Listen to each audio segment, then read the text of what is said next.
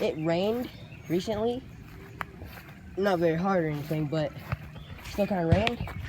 But there's something up with my creek's water.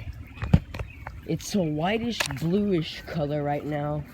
I just came out of my house and I'm recording this. But there is definitely something weird happening, and I don't know why.